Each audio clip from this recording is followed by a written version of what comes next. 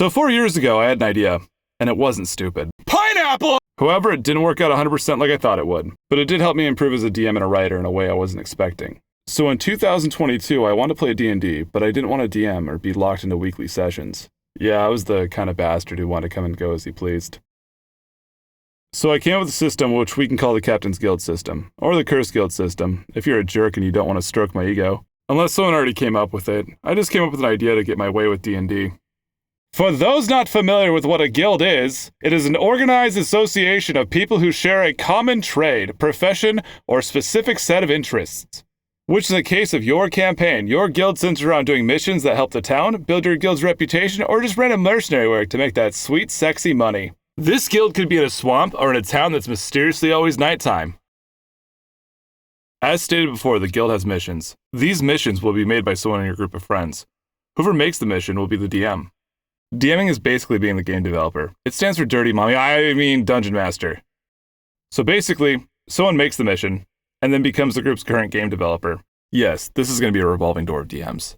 How will this help you improve as a DM or a writer, you may ask? Well, not only will you see different ways other players DM or tell the story, if you make NPCs, side characters, you can see how your friends play them and learn from that. One thing that was very useful for me was seeing my friend, which we're going to call Saximilian, play my NPC Siegfried. Siegfried was a paladin who was next in line to be the guildmaster, but when a lich attacked the guild, he got put under a spell. This spell caused him to kill the previous guildmaster, someone he considered a father.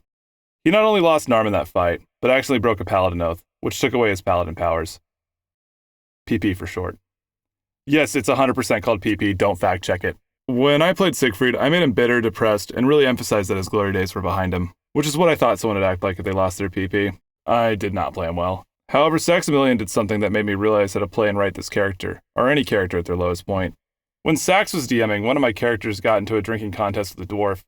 My character managed to win, however he was stumbling. That's when Sax came over as Siegfried and said, "Alright, big guy," and helped my drunken character to his room, and that's when the two dusty gears in my head started turning.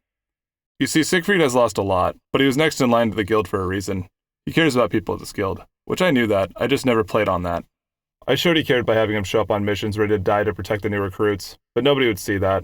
I assumed they just thought he was there as extra muscle, which I'm not a complete moron. I did plan that if my party had a challenge they couldn't handle, I'd have Siegfried hold the line, and if they left him like he told them to, he'd die sacrificing himself for the guild.